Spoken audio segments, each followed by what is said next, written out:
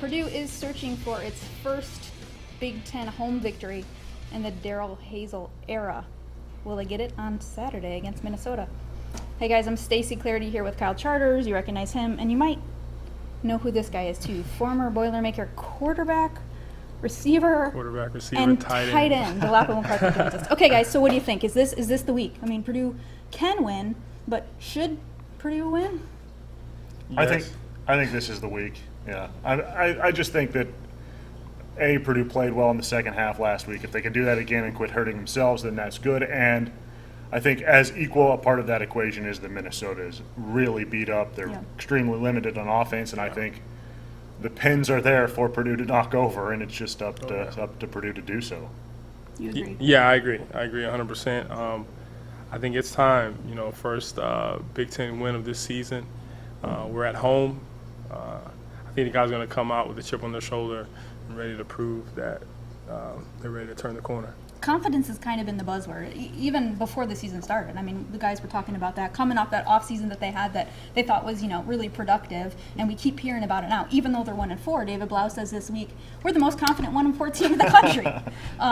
Good or bad, I don't know. But Dolapo, just for you, I mean, you've been a part of this environment before. I mean, is that something guys just say, or do you think that you can really be a confident, positive team when the wins aren't there? I think you can, and I think that's where David is coming from.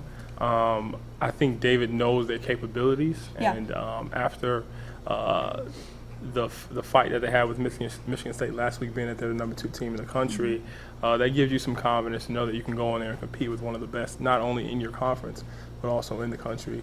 And, it's not going to be an easy road ahead for us, but with the fight that we showed and the promise that we showed, I think you can walk away from that one knowing that you do have a chance to have a really good season still with 7 wins possibly still out there.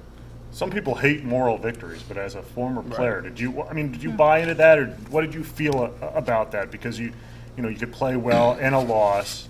Right. Did that make the next week a little easier? Did it not matter how you lost? How was it for you? It always matters how you lose, but I don't buy into the moral victories. A loss is a loss, not trying to justify why they're so confident, or anything like that. But I think that you just have to go on a week by week basis, and just every opponent is different, every week's different. Preparation for each team is different. The moral victory thing, I don't think our team is even buying into that, and we haven't.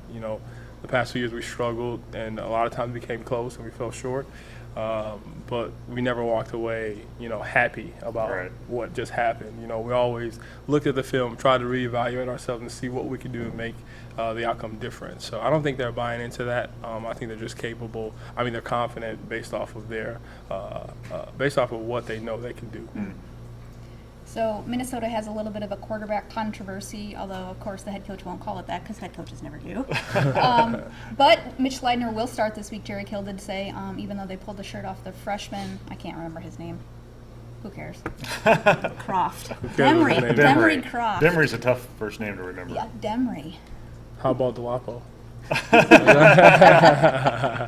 Your whole family has interesting names. Yeah, we do. My family's from West Africa, so we all... So maybe, I don't know where he's from. Yeah. No offense, Demery. But, obviously this is a situation Purdue is pretty familiar with, kind of not knowing really what's going to happen at the quarterback spot. But, just with Dolapo here, I mean, Purdue made a change at quarterback this season. Yeah. What did you think of the decision? And we know that you're a big, Austin Appleby and David Blau fan. But, what did you think just of the timing of the decision or what was going to kind of come out of that? I didn't see it happening, but you were with everyone else there. Yeah. When I take a look back at it, there were some costly turnovers that Austin made that kind of put the coaches in a position to make that change. We're in dire need of winning football games. It's been a long time, so I think and turnovers don't help. They put you in a position to where you just really lessen your chances to win the football game. So I think that was something that they saw, and they also knew that David was capable they had to have known coming out of camp that David was capable of really being the starter. So I think that's why they didn't hesitate to make that change after we had a lot of turnovers with Austin there on offense. But both of them are really great quarterbacks, tremendous guys. And I love them both, and I want to see both of them succeed no matter what happens. You don't have to be politically correct anymore. It's the truth. You could say it's the no, truth. I really want so and so to be Oh quarterback, no, it's but the truth. I know you won't. So. Yeah, it really doesn't matter. Either or. Who was I your love worst teammate during that? I don't think I have one. No, I'm just kidding. He says, "No, I'm just kidding." So he did. He does have one. He just You won't guys tell would it. never know. It's an interesting situation. I'm sorry. Did you want to? No, go ahead. I was just. This week is interesting because Austin Appleby is injured and Yeah. don't probably expect him to be out there. So there's a lot of talk this week about who is the number 2 quarterback, the emergency quarterback, all of that stuff. I mean, Kyle, what do you think of kind of Daryl Hazel's, I guess, layout Daryl's plan a little bit, and what do you think of that? It will be interesting, I think, because Purdue doesn't want it to be an issue Right. on Saturday because they'd like David Blau to play the whole way. But, if he would get nicked or have to come out, or if they didn't want to use a timeout when his helmet came off, then it sounds like they'll use Aaron Banks, the walk-on, to come out for a short period. I personally think maybe, you'd go to a guy that's a little bit more experienced, although not a quarterback right now, and Bilal Marshall, and put him into that situation just because he's a little older. He's a recruited scholarship player. Not a walk-on who's a true freshman. Right. By the way, why is nobody concerned about Aaron Banks breaking his red shirt this year? But they are about Sindelar. But I think if Blau was seriously hurt, I think, or seriously enough that he'd have to miss most of the game on Saturday, and I think they'd have to go to Sindelar. And it's not something you want to have to do, but it's the reality of the situation. Not like what year was it that you were a quarterback, right, with about 10 other guys, right, in 2000, what year 11. was that, 2011? I was spring of 11, Yeah. and that's when they decided to move me to receiver going into that season. Because there was 11 Yeah, of you, there was right? a lot of us, and I was like, and they came to me before I even said anything. They're like, hey, you really got some talent, some athleticism. You're probably not going to play here with these guys here. The fastest way we can use your abilities is to put you at receiver. Yeah.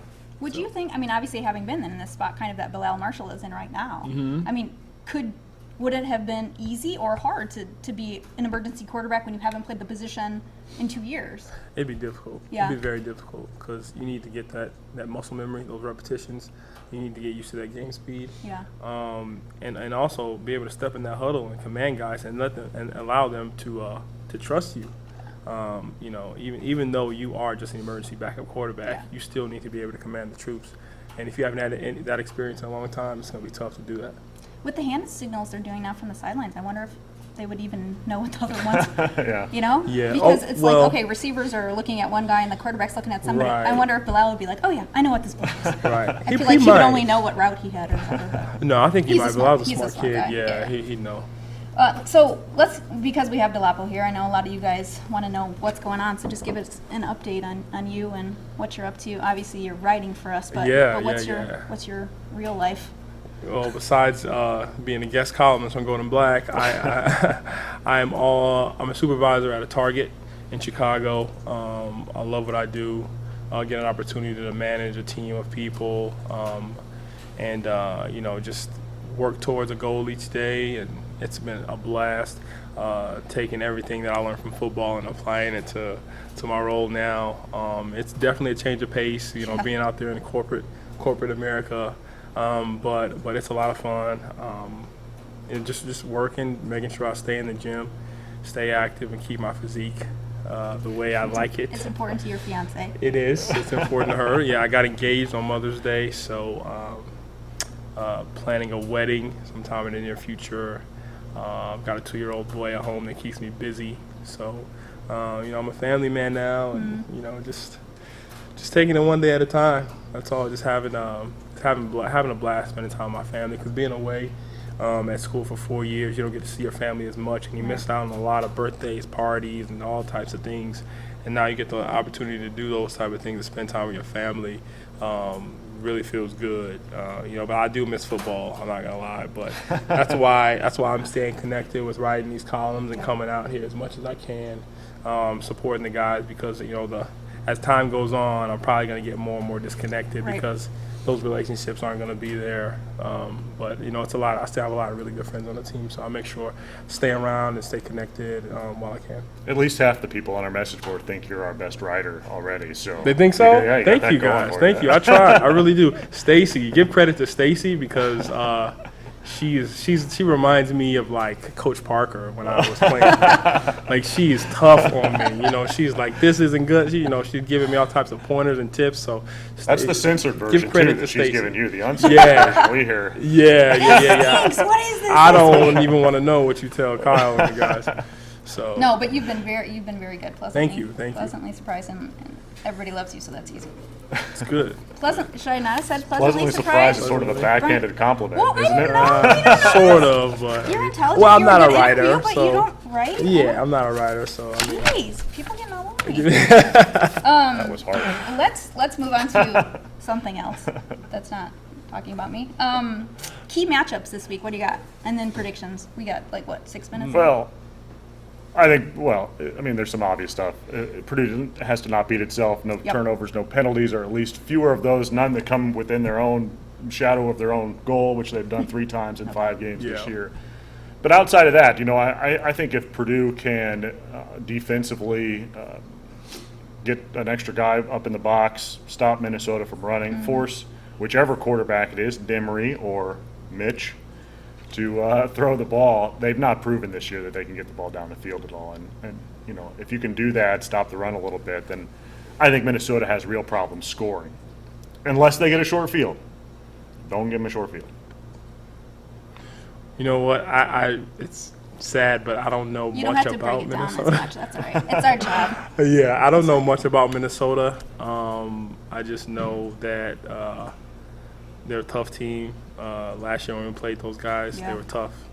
They were relentless. They had home field advantage, and they're going to bring it. They're going to play hard. They're going to play tough, and they're going to make you earn everything you get. So I'm just looking forward to get out there and seeing our guys put together a full game and just coming out with a W. That's all I'm looking forward to.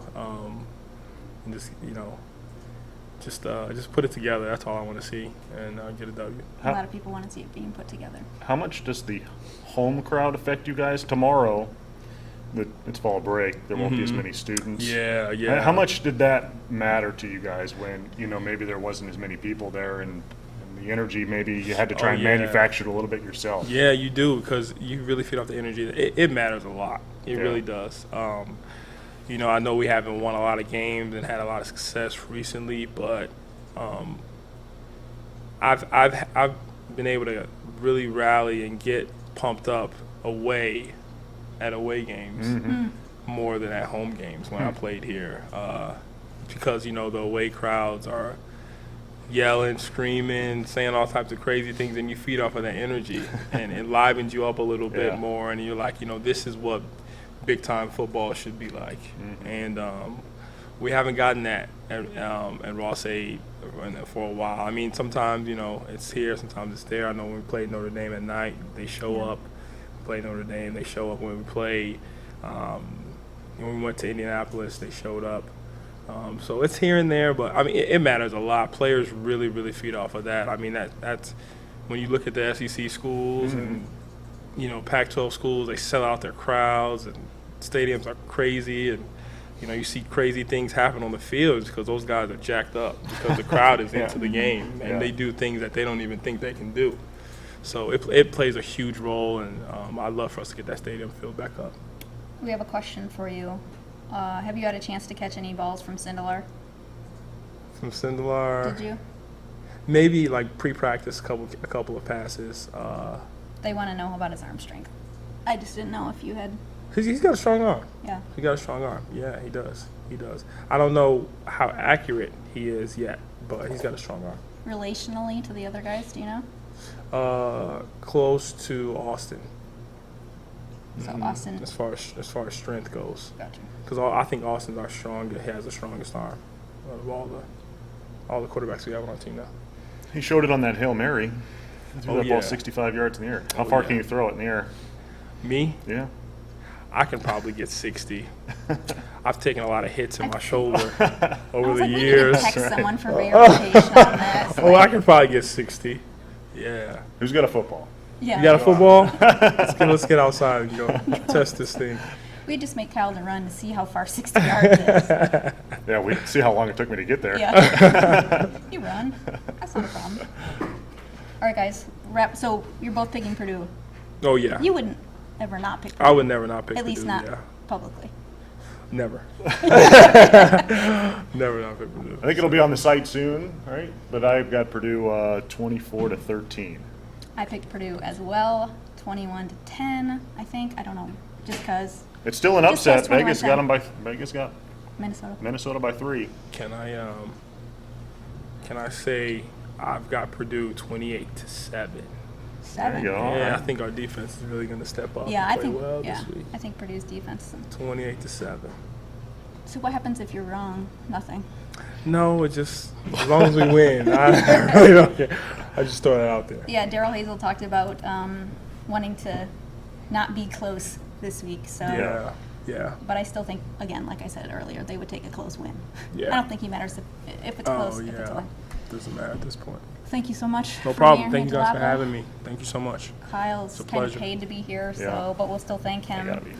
Anyway, thanks to our sponsors, Hilton Garden Inn. When tomorrow is a big day, stay at HGI tonight. I actually remembered these. I was kind of surprised that I remembered them. Triple X.